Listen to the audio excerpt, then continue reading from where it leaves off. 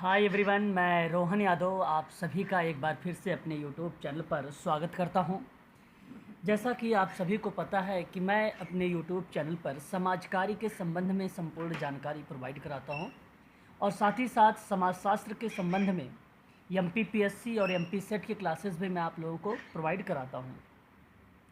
मेरे YouTube channel पर MPPSC और एमपी सेट यूजीसी नेट दिसंबर 2024 और DSSB की ऑनलाइन क्लासेस जो है आप लोगों को प्रोवाइड कराई जाती है। अगर मैं एमपीपीएससी की बात करता हूँ सोशोलॉजी की, तो ये 20 जून 2024 को क्लास स्टार्ट होगी दोपहर 1 PM पर। ऑनलाइन क्लासेस अगर मैं बात करता हूँ एमपी सेट को लेकर, बेसिकली सिलेबस जो है सोशोलॉजी पर बेस्ड है, तो ये क्लास भी आपकी 20 जून से ही स्टार्ट हो रही है दोपहर 1 बजे से, क्योंकि कॉमन सिलेबस है एमपीपीएससी और एमपी सेट का। ठीक है। DSSB सोशल वेलफेयर ऑफिसर की अगर हम बात करते हैं, अभी तक इसकी एग्ज़ाम डेट नहीं आई है आप लोगों को, और इसके जो एग्ज़ाम बेसिकली जो एग्ज़ाम जाएगा भी, अगर मैं आपसे बात करूँ तो अगस्त प्लस हो सकता है। DSSB का अगर एग्ज़ाम की बात अगर हम करते हैं तो DSSB से जो है DSSB का अगस्त प्लस हो सकता है आपका एग्ज़ाम। वहीं अगर हम बात करते हैं तो इसकी क्लास जो है शाम को 8:30 बजे है और इसकी फ़ीस मात्र 1999 रुपये में है। ठीक है। वहीं अगर मैं बात करता हूँ, नया बैच आप सभी लोगों के लिए स्टार्ट हो रहा है। जैसा कि आप सबको पता है, यूजीसी नेट दिसंबर 2024 की दिसंबर 2024 का नया बैच आप सभी लोगों के लिए स्टार्ट हो रहा है। 0 स्तर से शुरू किया जाएगा और बेसिक कॉन्सेप्ट से आपको सारी चीज़ें पढ़ाई जाएंगी। यूनिट नंबर 1 से क्लास स्टार्ट होगा, क्योंकि 6 महीने के अंदर अंदर आप लोगों का ये सिलेबस जो है हमें कवर करना होता है। इसलिए मैं शुरुआत से ही आप लोगों में क्लासेस जो है स्टार्ट कर देता हूँ। ठीक है। इसकी फ़ीस वन टाइम अगर आप पेमेंट करेंगे तो 4000 बनेगा, और अगर आप इसे किस्तों में देना चाहते हैं तो वहाँ पर फ़ीस आपकी 1000 बढ़ जाएगी, जो 2500 रुपये करके आपको 2 किस्तों में इसकी फ़ीस जमा करनी पड़ेगी। ठीक है। अगर आप यूजीसी नेट की तैयारी कर रहे हैं तो इसके लिए मैं आप लोगों से कहूँगा कि क्लासेस शुरुआत से लेना स्टार्ट कर दीजिएगा। कॉपी पेन साथ लेके बैठिएगा, नोट्स पर डे बनाइएगा। ठीक है। डेली आपको सोशल वर्क के बारे में कुछ ना कुछ पढ़ना है। ठीक है। तो इन सभी के बारे में जो ऑनलाइन क्लासेस हमारे यहाँ प्रोवाइड कराई जाती है, इसके संबंध में यदि आपको कोई भी जानकारी चाहिए तो अगर आप कॉल करके हमसे बातचीत करना चाहते हैं तो ये मेरा नंबर है 7827550998 है। इस पर आप जो है कॉल के माध्यम से इनसे बातचीत कर सकते हैं। व्हाट्सअप नंबर है 8506031308। आप मुझसे व्हाट्सअप पर भी बातचीत कर सकते हैं और मैसेज के माध्यम से भी आप MPPSC, MP SET, UGC NET दिसंबर 2024, DSSB और उत्तराखंड मेडिकल सोशल वर्क के बारे में भी आप जानकारी ले सकते हैं। चलिए बातचीत करते हैं आज का जो हमारा क्लास है। बेसिकली मैं विगत वर्ष के समाज कार्य द्वितीय प्रश्न पत्रों पर बातचीत करने वाला हूं, वो भी यूजीसी नेट का। यूजीसी नेट समाज कार्य द्वितीय प्रश्न पत्र जून 2015 का है। मैंने अब दिसंबर 2015 की क्लासेस आप लोगों के लिए यहाँ पे हमने समाप्त कर दिया है, और इसमें भी 2 पेपर हुआ करता था। दिसंबर में एक समाज कार्य द्वितीय प्रश्न पत्र था और एक तृतीय था। द्वितीय वाले में 50 क्वेश्चन आते हैं और तृतीय वाले में 75 क्वेश्चन आते हैं, यानी 75। दोनों मिलाकर अगर मैं आपसे बात करता हूँ तो 125 जो है आपके क्वेश्चन बनते हैं। हालांकि मैं आप लोगों को यहाँ पे दिसंबर 2015 का पेपर जो है सॉल्व करवा दिया हूँ। ऑनलाइन क्लासेस में मैं आप लोगों के लिए 2019, 2020, 2021 और 2022, 2023 ये जितने भी पेपर एक साल में 2 बार या 3 बार जितने भी पेपर हुए हैं आप लोगों का, मैंने ये कंप्लीट करवा दिया है विथ व्याख्या के साथ। हर 4 ऑप्शनों के बारे में भी मैंने आप लोगों को हर एक वीडियो में बताया है और आप लोगों के लिए शॉर्ट नोट्स भी बनवाया है। अब वो घड़ी आ चुकी है। आप लोग जो है जितने भी नोट्स आप सभी लोगों ने बनाया है शॉर्ट नोट्स, और जो मैं शॉर्ट नोट आप लोगों को टेलीग्राम पे प्रोवाइड करा रहा हूँ, उन सभी नोट्स को आप लोग अवश्य देखें। ठीक है। अभी तक देखिए यूजीसी नेट का कोई नोटिफिकेशन नहीं है। कई बच्चे हमसे कह रहे हैं कि नीट का एग्ज़ाम की वजह से बेसिकली हो सकता है डिले, परंतु मैं आप लोगों को बता दूं, अभी आप सभी लोग निश्चिंत रहें, केवल आप तैयारी करते रहिए। और आप सभी का यूजीसी नेट की अगर मैं आप लोगों से बात करता हूं तो आप सबका एग्ज़ाम होगा, है ना। आप सभी का एग्ज़ाम होगा बराबर। जैसे ही मैं बराबर सरकारी रिज़ल्ट को मैं वेबसाइट को चेक कर रहा हूँ, जैसे ही कोई नोटिफिकेशन आती है तो मैं आप लोगों को तुरंत अपडेट दे दूंगा कि एडमिट कार्ड आए, आज शाम तक एडमिट कार्ड या तो कल आपका एडमिट कार्ड आ जाएगा, है ना। ऑफलाइन पेपर है और आपका एग्ज़ाम सिटी तो दे चुका है ना, कि भाई इस शहर में है। तो अगर आपको 1 दिन 2 दिन पहले भी अगर एडमिट कार्ड दे देता है तो मुझे नहीं लगता कि कोई बहुत बड़ा इशू है। जिन बच्चों को अगर मान लो अदर स्टेट में गया होगा तो वो पहले भी जा सकते हैं, क्योंकि एग्ज़ाम सिटी देख ही चुके हैं वो लोग, है ना। वहाँ उस शहर में जा सकते हैं, शहर में केवल आप पहुँचे रहिए। 1 दिन पहले 2 दिन पहले अगर एडमिट कार्ड देता है तो आप निकाल के तुरंत अपने जो है एग्ज़ाम सेंटर पर पहुँच जाइए। तो ये है, बाकी तो आप निश्चिंत रहिए, एग्ज़ाम कोई पोस्टपोन होने की कोई संभावना नहीं। मैंने भी कई बच्चे मुझसे कह भी रहे थे क्लास में कल कि नेट का एग्ज़ाम थोड़ा सा हो सकता है पोस्टपोन, लेकिन पोस्टपोन नहीं है। प्लीज़ आप सभी लोग फोकस करिए अपनी ये स्टडी पर। चलिए बातचीत करते हैं जून 2015 के पहले प्रश्न पत्रों पर। और ये पहला प्रश्न कहता है, अंतर क्रिया प्रतिमान को समझने और हस्तक्षेप करने में पहला कदम डैश है। तो देखिए संचार, देखो मैं आपको बता दूं, अंतर क्रिया प्रतिमान को समझने के हस्तक्षेप की बात कर रहा है तो मैं एक बात बताता हूं। संचार जो है प्रेषक द्वारा, है ना, संचार प्रेषक मतलब सेंडर द्वारा प्राप्तकर्ता को सूचना भेजने की प्रक्रिया मानी जाती है, जैसा कि आप जानते हो ये बात, है ना। मुझे उम्मीद है आप सबको ये बातें भलीभांति तरीके से पता है। वहीं अगर मैं आपसे एक बात और करता हूँ, इस चीज़ को आप सभी लोग ध्यान रखिएगा कि जिसमें जानकारी पहुंचाने के लिए ऐसे माध्यम का प्रयोग किया जाता है जिससे संप्रेषित सूचना प्रेषक और प्राप्तकर्ता दोनों समझ सके, है ना। तो इस प्रक्रिया में अगर मैं आपसे बात करता हूं तो मेरे कहने का जो आशय है, इस प्रश्न का जो सही ऑप्शन होगा वो पहला ऑप्शन आपका करेक्ट माना जाएगा, जिसको हम लोग बोलते हैं संचार यानी कम्युनिकेशन। तो अंतरक्रिया प्रतिमान को समझने और हस्तक्षेप करने का पहला कदम संचार प्रेषक द्वारा प्राप्तकर्ता को सूचना भेजने की प्रक्रिया है, जिसमें जानकारी पहुंचाने के लिए ना ऐसे माध्यम का प्रयोग किया जाता है जिससे संप्रेषित सूचना प्रेषक और प्राप्तकर्ता दोनों समझ सके। तो वह प्रश्न का जो ऑप्शन बनेगा इस प्रश्न का, वो ऑप्शन नंबर 1 बनेगा, यानी संचार। दूसरा प्रश्न कहता है कि केस अध्ययनकर्ता और सेवार्थी के बीच प्रगामी संचालन डैश कहलाता है। बहुत ही आसान सवाल है ये, जैसे कि केस अध्ययनकर्ता यानी व्यक्तिगत सामाजिक कार्यकर्ता और सेवार्थी के बीच में ना एक प्रगामी संचालन होता है, वो होता क्या है और उस प्रक्रिया को आप कहेंगे क्या, तो वो बेसिकली प्रक्रिया कही जाती है। ऑप्शन नंबर आपका 4 करेक्ट हो जाएगा, ठीक है। देखिए ऐसे प्रश्नों को आप लोगों को ध्यान में रखना पड़ेगा क्योंकि एग्जाम के दृष्टिकोण से ये प्रश्न बड़े इंपॉर्टेंट बन जाते हैं, है ना। वहीं अगर हम बात करते हैं तो हमारे सामने एक और सवाल आता है, NDRF भारत में प्रतीक है ना, इसका फुल फॉर्म आपको बताना है। तो मैं आप सबसे से कहूँगा कि नेशनल डिजास्टर रिस्पांस फोर्स इसका जो है पूरा नाम है और NDRF इसी कहा जाता है, ठीक है। नेशनल डिजास्टर रिस्पांस फोर्स को ही NDRF कहा जाता है। और ये बेसिकली मैंने आप लोगों को पढ़ाया भी है आपदा प्रबंधन के संबंध में। और जितने दिन 4 से 5 दिन बचे हैं आपकी जो 7 to 8 वाली क्लास हो रही है, उसमें केवल मैं मेन टॉपिक पर ही बातचीत करूँगा। आज की क्लास भी मैं आप लोगों से ऐसे पॉइंट को उठाऊंगा जहाँ पे यूनिट नंबर 1 और 2 और 3 एक साथ कवर करूँगा आप लोगों की आज की क्लास में, है ना। तो प्लीज़ आप सभी लोग जो है देखिएगा। तो ये 3-4 दिन में मैं आप लोगों का पूरा यूनिट 1 से लेकर 10 तक समाप्त करूँगा। वही चीज़ें बताऊँगा जो इंपॉर्टेंट रहेंगे, जो परीक्षाओं में प्रश्न बनते रहते हैं, है ना। तो आज की क्लास में हमारी यही डिस्कशन होने वाली है 7 to 8 वाली में। बात करते हैं क्वेश्चन नंबर 4 पर। किसी दूसरे की आवश्यकताओं और परिस्थितियों को समझने की योग्यता कहलाती है डैश।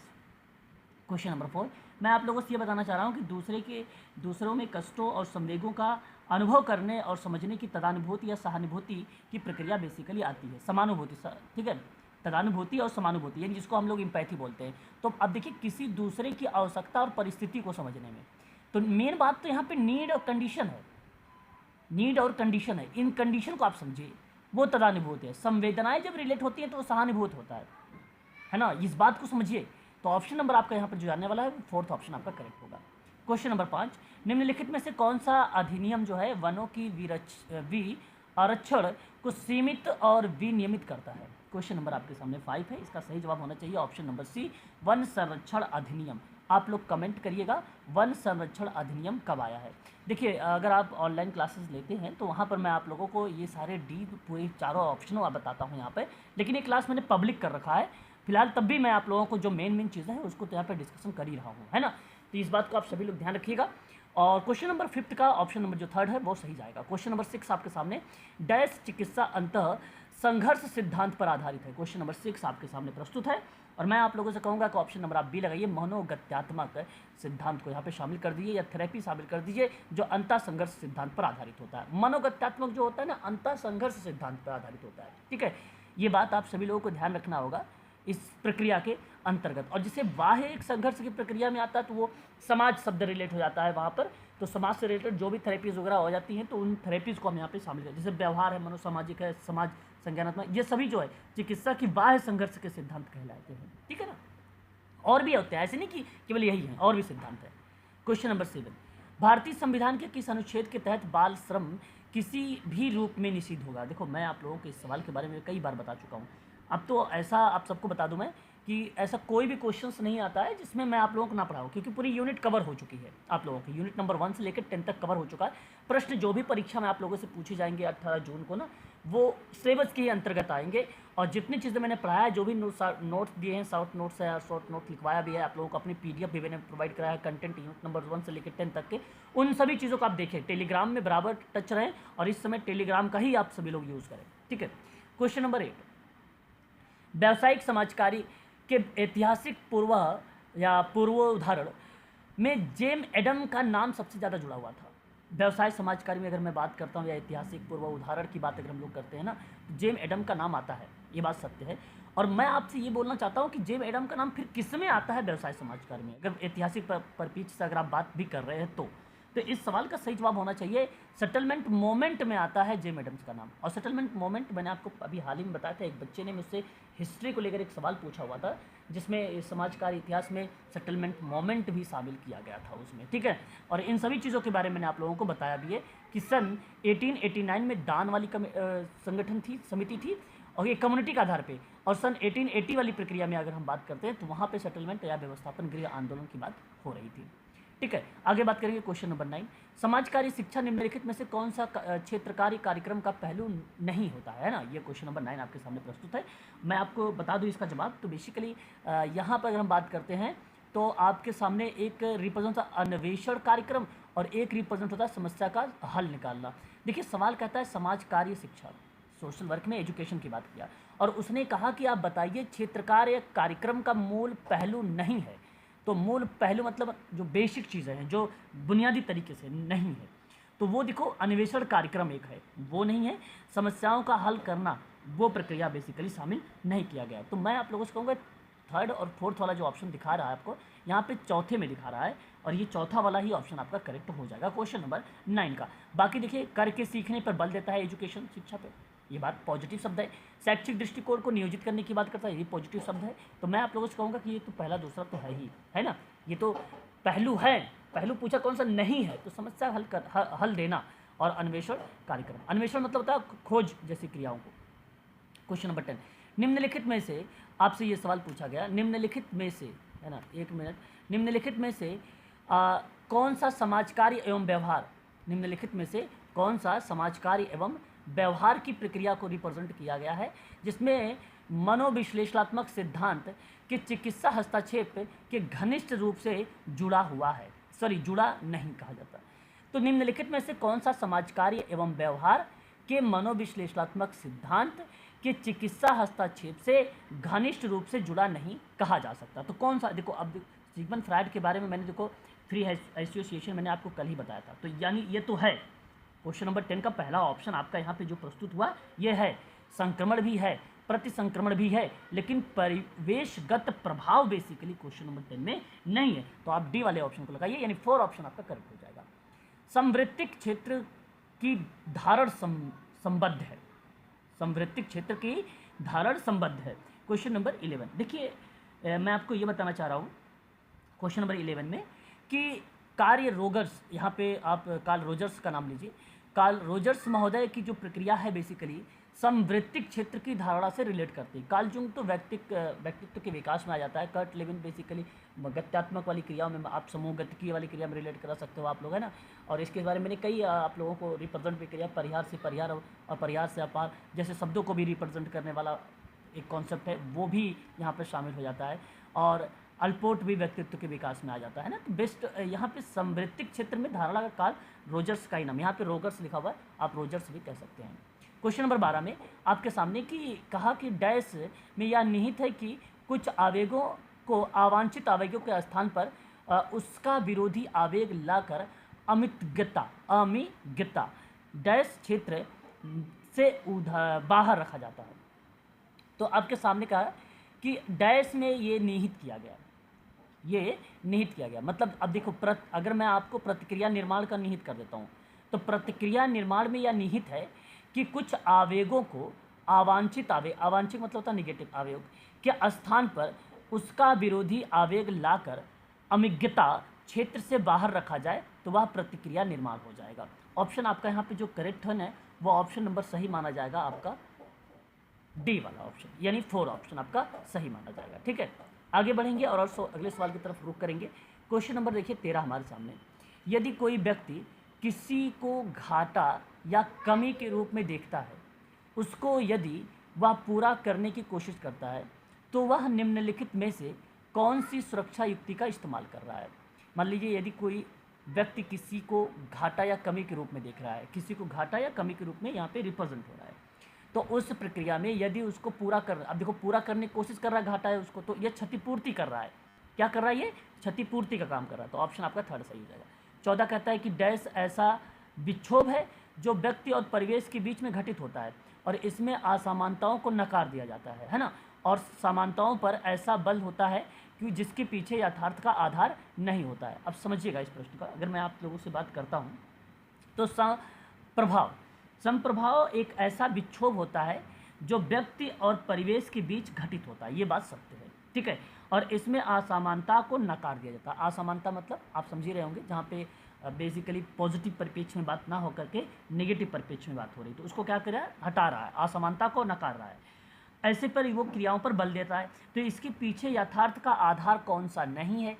यथार्थ का आधार नहीं है तो देखो प्रक्षेपण होगा, अंतःक्षेपण भी होगा, प्रतिवेष्टन भी होगा, लेकिन समप्रभाव नहीं होगा, जो कि ऑप्शन नंबर पहला आपका सही चला जाएगा। तो ये प्रश्न है, जिन प्रश्नों पर आप सभी लोग जरूर फोकस करिएगा, क्योंकि परीक्षा के दृष्टिकोण से अगर मैं आप लोगों से बात करता हूँ तो ये प्रश्न बड़े इंपॉर्टेंट बन जाते हैं। चलिए आगे बढ़ते हैं और भी एक प्रश्नों पर हम लोग जिक्र करते हैं। क्वेश्चन नंबर हमारे सामने इस समय प्रस्तुत हो रहा है ना। क्वेश्चन आपके सामने बताया गया 15 नंबर का। 15 नंबर का सवाल क्या क्या है अब यहाँ पे समझिएगा, क्योंकि उसी प्रश्न से थोड़ा सा रिलेट कर रहा है। तो कहता है कि डैश संपर्कगत विक्षोभ है ना, संपर्कगत विक्षोभ जो है विक्षोभ जो एक ऐसी प्रक्रिया के बारे में बताता है जिसमें व्यक्ति अपने साथ ऐसा व्यवहार करता है जैसा वे दूसरों के साथ करना चाहेगा या दूसरे द्वारा अपने साथ कराना चाहेगा। तो बेसिकली यहाँ पे ना प्रतिवेष्टन शब्द होता है। तो प्रतिवेष्टन एक तर्क संगत विक्षोभ होता है ना। इन सभी के बारे में मैं आप लोगों से ऑनलाइन क्लासेस में बात करूँगा। ये 4 ऑप्शन, संप्रभाव क्या है, अंतःक्षेपण क्या है, प्रक्षेपण हालांकि बताया है फिर भी बता दूंगा, और प्रतिवेष्टन क्या होता है। तो इसके बारे में ना, जिसमें व्यक्ति अपने साथ या ऐसा व्यवहार करेगा जैसा वे दूसरों के साथ व्यवहार करना चाहेगा, तो दूसरों द्वारा अपने साथ कराना चाहेगा, तो उस प्रक्रिया में प्रतिवेष्टन शब्द आता है। क्वेश्चन नंबर 16 आपके सामने ये बताता है कि निम्नलिखित में से कौन सी ड्रग अफीम से निकली है। देखिए, एक तो हीरोइन निकला है, एक मॉर्फिन निकला है। तो सही जवाब पहला दूसरा होगा। जो है मेथाडोन और निकोटीन यहाँ पर रिप्रेजेंट नहीं करेंगे। ऑप्शन नंबर आपका पहला वाला यहाँ पर करेक्ट हो जाएगा। ठीक है, क्वेश्चन नंबर नेक्स्ट 17 कोलमैन के अनुसार निम्नलिखित में से कौन सी प्रक्रिया जो है अल्पावधि परिवर्तन के लिए जिम्मेदार होती है। क्वेश्चन नंबर 17 में तो मैं आप लोगों से ये कहना उचित समझूंगा कि संप्रभाव जो ऑप्शन यहाँ पर बन रहा है वो ऑप्शन आपका करेक्ट मान लिया जाएगा। क्वेश्चन नंबर 17 का 18 सवाल कहता है कि समाजकारी व्यवहार के मॉडलों सिद्धांतों में से किसमें आवास और कार्यस्थल निषेध की अवधारणाओं का सेवार्थी के व्यवहार पर पड़ने वाले प्रभाव को समझने में विशेष रूप से उपयोग किया जाता है। क्वेश्चन नंबर 18 में अगर मैं आपसे इससे बात करता हूँ तो आप कहिएगा ये जीवन मॉडल है। ये क्या है? जीवन मॉडल है। समाज कार्य व्यवहार के अंतर्गत हम जो है मॉडल या सिद्धांतों में से आवास और कार्यस्थल की जब अवधारणाओं के बारे में बात करते हैं तो वहाँ सेवार्थी पर कुछ प्रभाव पड़ता है, उसके बिहेवियर पर, उसको समझने में मदद मिलती है उसका, तो हम यहाँ जीवन मॉडल का उपयोग किया है। ऑप्शन नंबर आपका सेकंड यहाँ पर करेक्ट होगा। 19 निम्नलिखित में से कौन सा विभेदक साहचर्य सिद्धांत का प्रमुख अगर हम बात करते हैं प्रतिपादक है। क्वेश्चन नंबर 19 में मैं आप लोगों से ये बताना उचित समझूंगा कि सही जवाब यहाँ पर एडविन एंड सुदरलैंड है। विभेदक साहचर्य का सिद्धांत ऑप्शन बहुत फेमस क्वेश्चन है, आप सभी लोग इसको ध्यान रखिएगा। क्वेश्चन नंबर 19 फेमस है। एडविन एच सदरलैंड का नाम। व्हाइट कॉलर क्राइम के बारे में भी आप लोगों ने पढ़ा है सन 1939 में और इसकी पुस्तक के रूप में सन 1940 में। क्वेश्चन नंबर 20, निम्नलिखित में से कौन सा स्वप्न जो है युक्ति का प्रकार होता है? 20 यानी 20 नंबर का क्वेश्चन आपके सामने, और आप सभी लोग कह सकते हो प्रतीकीकरण, जो कि ऑप्शन नंबर सेकंड सही हो जाएगा। क्वेश्चन नंबर 21, डैश अतीत की क्रियाशील अनुभव का अध्ययन एवं समीक्षा होता है। क्वेश्चन नंबर 21, और आप सबको पता होना चाहिए कि मूल्यांकन अगर मैं यहाँ पे लगाता हूँ तो मूल्यांकन का मतलब होता है ऐसे कार्य से जिससे प्राप्त परिणामों के आधार पर हम वह जान सकते हैं कि वह कहाँ तक सक्षम और प्रभावशील है। तो ये बात सही है, अतीत के क्रियाशील अनुभव और उसका अध्ययन की समीक्षा करना। बेसिकली ऑप्शन नंबर आपका 4 ही करेक्ट माना जाएगा, मूल्यांकन। ठीक है, आगे बढ़ेंगे, अगले सवाल की तरफ रुख करेंगे। क्वेश्चन नंबर हमारे सामने 22 नंबर का, शोधकर्ता क्षेत्र से जो डेटा इकट्ठा करता है ना, वह डैश कहलाता है। देखो शोधकर्ता क्वेश्चन नंबर 22 में, तो मैं आप सबसे कहूँगा, देखो प्राथमिक स्रोत में ना मौलिक सूचनाएं और आंकड़े आते हैं जो कि अनुसंधानकर्ता वास्तविक स्थल पे जाकर विषय और समस्या के संबंध में जीवित व्यक्तियों से, ठीक है, साक्षात्कार करके अनुसूची और प्रश्नावली की सहायता से वो एकत्रित करता है डेटा को और प्रत्यक्ष निरीक्षण के द्वारा भी उसे प्राप्त करता है। तो मेरा कहने का आशय है यहाँ पर प्राथमिक स्रोत। प्राक प्रयोग किस्म के डिज़ाइन में शामिल किया गया है। क्वेश्चन नंबर आपके सामने 23 नंबर का, तो मैं आप लोगों से कहूँगा कि देखो तत्काल केस अध्ययन आपका शामिल हो जाएगा, समूह पूर्व परीक्षण, उत्तर जो है परीक्षण डिज़ाइन भी आपका इन्वॉल्व हो जाएगा। अर्ध प्रयोगिक यहाँ पे डिज़ाइन नहीं होगा, उत्तर परीक्षण और शाम में समूह डिज़ाइन भी इन्वॉल्व हो जाएगा। तो ए बी डी की अगर मैं बात कर रहा हूँ क्वेश्चन नंबर 23 वाले में, तो आप सभी लोग यहाँ पर जवाब देखिए, ए बी डी में ऑप्शन नंबर 3 आपका यहाँ पर मैच हो रहा है। ठीक है, A B D. Question number 24, एक जो है निष्क्रिय नेता है, बताइए एक निष्क्रिय नेता किस रूप में हो सकता है? तो हस्तक्षेप अगर बात कर रहा है तो वहाँ पे बेसिकली ये निगेटिव पार्ट है, तो ऑप्शन नंबर आपका 4th करेक्ट हो जाएगा। ठीक है, समर्थक नेता भी कहा सकते हैं। क्वेश्चन नंबर 25 कहता है निम्नलिखित में से कौन सा नेता का प्रमुख प्रकार ये नहीं होता है? ये 25 का जवाब है ना। तो बेसिकली मैं आपसे बात करता हूँ तो यहाँ पे समूह के प्रतीक के रूप में नेता, बेसिकली ये अगर मैं बात करता हूँ नेता का पेश मुख या प्रमुख अगर कार्य के रूप में रिप्रेजेंट नहीं किया गया है, ऑप्शन नंबर 4।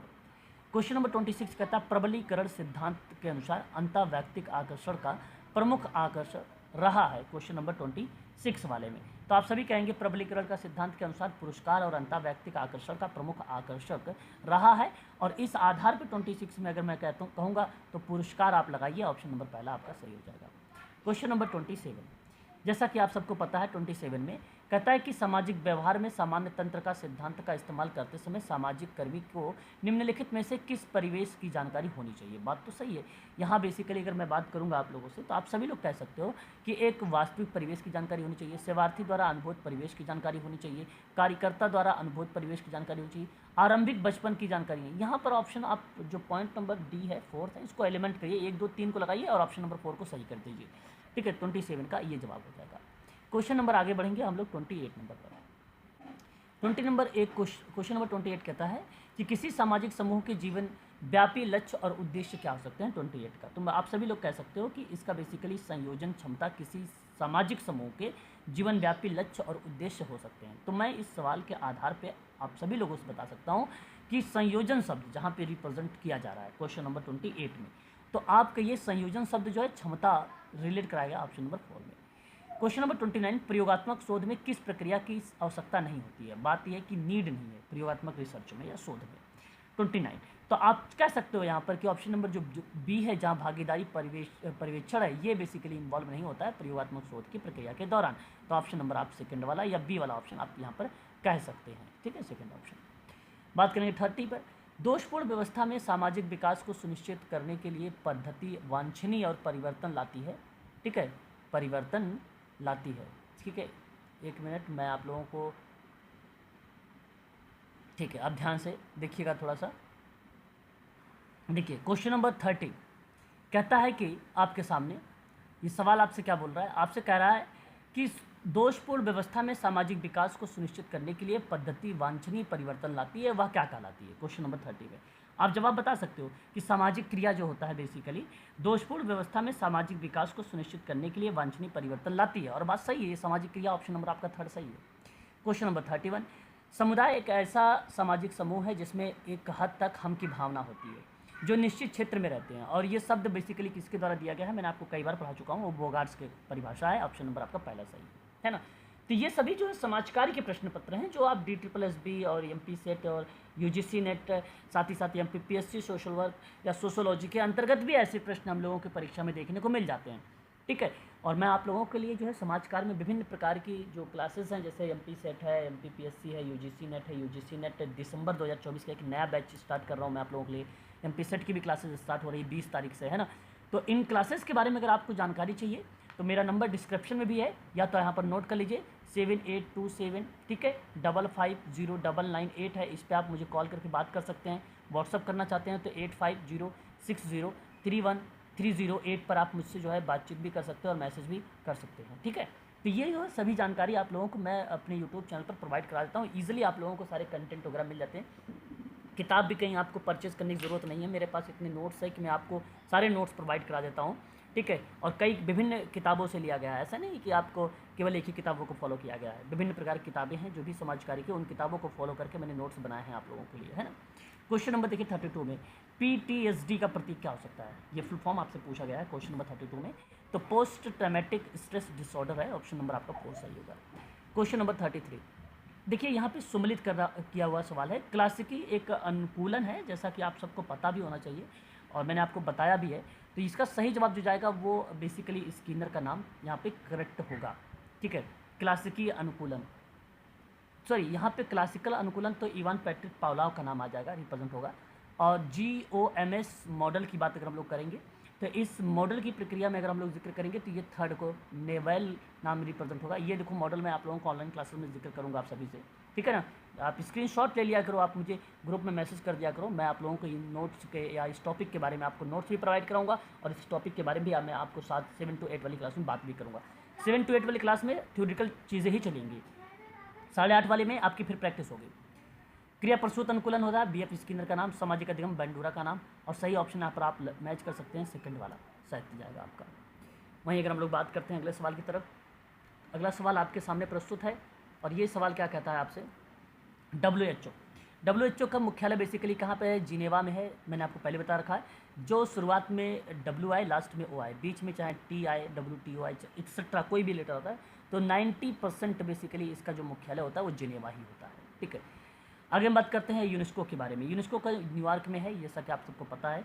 और ईएसको की बात है, ECOSOC की बात करते हैं, ये न्यूयॉर्क में है। और यूनेस्को तो ये रहा, यूनेस्को की बात करते हैं तो पेरिस में है, ये पेरिस में है। FAO की बात करता हूँ तो रोम में है। ये ऑप्शन आपका सही गया है। और सही बात करें तो ऑप्शन नंबर जो सेकंड है यहाँ पर वही सही गया है। ये PDF मैं आपको ऐसे ही सेव कर दूंगा ताकि आपको इसके ईजिली आंसर भी मिल जाए। क्वेश्चन नंबर 35 का क्या होना चाहिए आपको बताना है। 35 में देखिए आपको कहता है कि एक स्वैच्छिक अननोन क्रिया आपको रिप्रेजेंट किया गया है यहाँ पे, है ना, 35 में। और मैं आप लोगों से अगर इसके अंतर्गत बात करता हूँ तो आप कह सकते हो कि ये रिलेट होगा अनौपचारिकता को, है ना। और वहीं अगर मैं बात करता हूँ पिरामिड जो है आकार वाला, वो होगा यांत्रिकतावादी, ठीक है। व्यापक विस्तृति की बात अगर हम लोग करते हैं तो ये रिलेट हो जाएगा अवयवी। और संयंत्र नियंत्रण की बात हो जाएगा तो ये ऊर्ध्वाधर हो जाएगा, है ना। और इस हिसाब से अगर मैं बात करूँगा तो ऑप्शन नंबर 3 को देखिए, ऑप्शन नंबर 3 वाला यहाँ पर सही जा रहा है, ठीक है। 2, 1, 4 और 3, ठीक है। बात करेंगे अगले सवाल की तरफ, 36 के बारे में। 36 कहता है मनोविश्लेषणात्मक सिद्धांत के बारे में। देखिए ये H.H. पर्लमैन का नाम आ जाएगा यहाँ पर, है ना, H.H. पर्लमैन का नाम। एक मिनट, मनोविश्लेषणात्मक में H.H. पर्लमैन कहाँ दिया हुआ है, यहाँ पे मैं सीधा पढ़ देता हूँ। समस्या समाधान का उपागम की बात करते हैं तो हमारे सामने क्या आ जाता है, समस्या समाधान सिद्धांत कहते हैं तो H.H. पर्लमैन का नाम आ जाता है। अहम मनोविज्ञान में अन्ना फ्रायड का नाम आ जाता है। और मनोविश्लेषक सिद्धांत में सिगमंड फ्रायड का नाम आ जाता है। मनोसामाजिक वाले में क्या करते हैं हम लोग, बीगैन का नाम आ जाता है। तो देखिए पहले का 3 है और फिर दूसरे का 4 है और फिर तीसरे का आपका जो है 2 है और उसके बाद चौथे का 1 है। तो 3, 4, 2, 1 देख लीजिए, 3, 4, 2, 1 देख लीजिए। तो ऑप्शन नंबर यहाँ पर जो जा रहा है वो बेसिकली सेकंड वाला ऑप्शन आपका करेक्ट हो रहा है 36 का, ठीक है। आगे बढ़ेंगे, अगले सवाल की तरफ रुख करेंगे, क्वेश्चन नंबर 37 के बारे में। 37 आपके सामने प्रस्तुत हुआ और कहता है भाई कि यहाँ पर आपको सम्मिलित करना। देखिए ये भी मैं आपको पढ़ा चुका हूँ, है ना। तो मैं अगर आपसे 37 में बात करता हूँ आप लोगों से, तो चिपको आंदोलन में आप सभी लोग जवाब मुझे दे सकते हैं जो है निर्वनीकरण को लेकर। नर्मदा बचाओ आंदोलन की अगर मैं आप लोगों से बात करता हूँ तो इसका भी जवाब आप मुझे दे सकते हो, और वो जवाब आप क्या दोगे? पुनर्वास। ऑपरेशन मित्र की बात करते हैं अगर हम लोग, तो यहाँ पर रिप्रेजेंट करते हैं, तो आप इसको बता सकते हो आप सभी लोग यहाँ पे आपदा सहायता। नक्सलवादी की बात करेंगे अगर हम लोग, तो ये बेसिकली एक प्रकार से व्यवस्था परिवर्तन को रिलेट कराएगा, तो एक का 4 हो जाएगा और दूसरे का दूसरा हो जाएगा, तीसरे का तीसरा हो जाएगा और चौथे का पहला हो जाएगा। तो ऑप्शन देखिए यहाँ पर पहला वाला बेसिकली मैच हो रहा है, ठीक है। बात करते हैं क्वेश्चन नंबर 38 के बारे में। देखिए 38 क्या कह रहा है आपके सामने, सम्मिलित किया हुआ परस्पर संबंध गतिविधियों का समयबद्ध पैकेज होता है, ठीक है। तो इस सवाल का जवाब क्या होना उचित रहेगा, इस बात को भी आप सभी ध्यान रखिएगा। यहाँ पर आप देखिए ऑप्शन भी आपके सामने प्रस्तुत किए गए हैं, और मैं आप लोगों से कहूँगा कि ये रिलेट कराएगा एक क्रिया को, ठीक है। तथ्यों के संबंध में एकत्र और व्यवस्थित को देखा जाता है, बात तो सही है। तो आप बताओगे एक सिद्धांत को, किसी दत्त स्थिति में ज्ञान और समझ को लागू करने की क्षमता होती है, तो आप रिलेट कराओगे कौशल को। एक सुनिश्चित अवधि में दी गई गतिविधि होती है, उसको बोलते हैं हम लोग परियोजना, है ना। तो सही जवाब जा रहा है ऑप्शन नंबर आपका यहाँ पर 4 वाला, ठीक है। बात करेंगे अगले सवाल की तरफ। अगला क्वेश्चन नंबर आपके सामने आ गया है 39। देखिए ये भी सम्मिलित किया गया है कि संज्ञानात्मक समाज कार्य के बारे में, है ना। 39 में संज्ञानात्मक समाज कार्य के बारे में बात करेंगे तो रॉबर्ट सनले का नाम। अस्तित्व परक समाज कार्य के बारे में अगर हम लोग बात करेंगे तो सोरेन किरकेगार्ड। अमूल परिवर्तनवादी समाज कार्य की अगर हम लोग बात करेंगे तो नाम बन जाएगा आपका यहाँ पर कैस्कॉन। और चिकित्सा संबंधी समाज कार्य की बात करेंगे तो गोल्ड स्टीन का नाम बन जाएगा। सही ऑप्शन जो मैच हो रहा है यहाँ पर सेकंड वाला आपका करेक्ट जा रहा है। क्वेश्चन नंबर 40 की बात करते हैं। देखिए यहाँ पे कालक्रम के अनुसार आपको व्यवस्थित करना, जैसे आत्मीय समाज की बात करते हैं अगर हम लोग, तो ये 1815 में आया। ब्रह्मो समाज की बात करता हूँ तो 1828 में आया।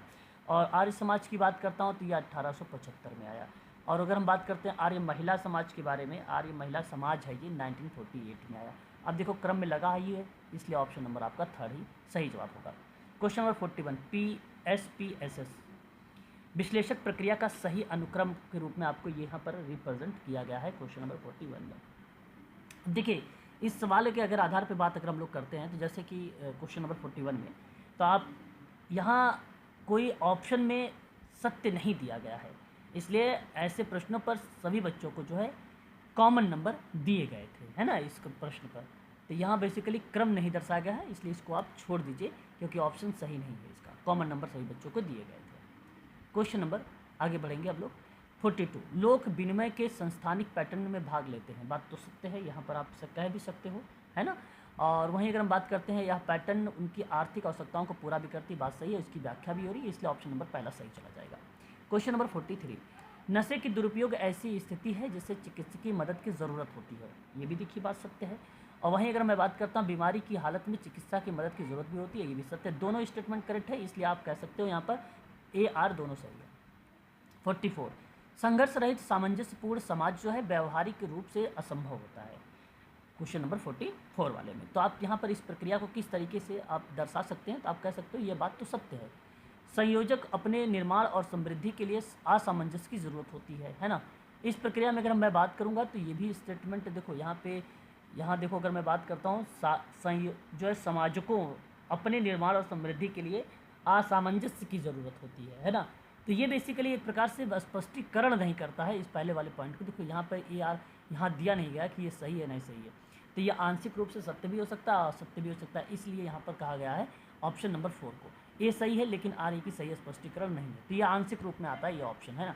इस पर और भी जब प्रश्न आएंगे तो मैं आप लोगों से डिस्कस करूँगा इस प्रश्नों को किस तरीके से आपने ऑप्शन नंबर 4 को क्यों चुना, ठीक है। बट एक चीज़ इतना ध्यान रखिए, जो आंशिक रूप से होता है वहाँ पर इस तरीके 4th जैसा ऑप्शन लिखा होता है, जहाँ आंशिक रूप से मतलब लगता है बेबी किस कंडीशन में, किसी कंडीशन में हो सकता है सत्य है, किसी कंडीशन में हो सकता है असत्य हो, ठीक है। क्वेश्चन नंबर 45 व्यवहार होने के नाते हर मानव व्यवहार अंतर्निहित है, ठीक है, ये बात सत्य है। उसके बाद अगर हम लोग बात करते हैं आगे तो आपसे कहता है कि मानव अधिकार नैसर्गिक है, बिल्कुल बात इसकी व्याख्या भी हो रही है, इसका सही जवाब जाएगा ऑप्शन नंबर पहला आपका, है ना। तो ये मैं आप लोगों से समाज कार्य द्वितीय प्रश्न पत्र पर बात कर रहा हूँ, UGC नेट का है, जून 2015 का पेपर है, आप देख रहे हैं। समाज कार्य ऑनलाइन क्लासेस आप लोगों को प्रोवाइड कराता हूँ। 18 जून को UGC नेट का एग्ज़ाम है, अभी आप लोग उसी के बेस पर आप सभी लोग तैयारी कर रहे हैं। और नया बैच आप लोगों को 25 जून से स्टार्ट हो रहा है, रजिस्ट्रेशन इसका प्रारंभ हो चुका है। अगर आप रजिस्टर्ड होना चाहते हैं 25 जून से आपको जो रेगुलर क्लासेस मिलने वाली है, ठीक है, तो उसके लिए आप क्या कर सकते हैं, मेरा कॉन्टैक्ट नंबर आप सभी लोग ध्यान रखिएगा 7827550998 है, ठीक है। वहीं अगर हम बात करते हैं तो व्हाट्सअप नंबर है 8506031308। आप या तो डिस्क्रिप्शन में जाइए मेरे, जहाँ वीडियो मेरी चल रही है, नीचे आप क्लिक करेंगे तो वहाँ पे आपको पूरी डिटेल मेरी मिल जाएगी, पूरा इन्फॉर्मेशन आप लोगों को मिल जाएगा, ठीक है ना। तो आज के लिए बस इतना ही रखिए। देखिए यहाँ पे अनसीन पैसेज आ जाएंगे और इसको मैंने आप लोगों को ट्रिक बता रखा, वही ट्रिक को आप लोग फॉलो करिए, ठीक है। आज के लिए बस इतना ही। मिलते हैं आप लोगों को दोपहर की क्लास में। अभी आपकी क्लास है 1 to 2 PM जहाँ पे प्रैक्टिस करेंगे। फिर 7 to 8 वाले में आपकी क्लास जो चलने वाली है थ्योरेटिकल एक प्रकार से मेन टॉपिक, और फिर उसके बाद 8:30 to 9:30 जो चलेगा आप लोगों का टॉपिक क्वेश्चन चलाएंगे, प्रैक्टिस चलाएंगे, क्वेश्चन PYQ, ठीक है। आज के लिए बस इतना ही।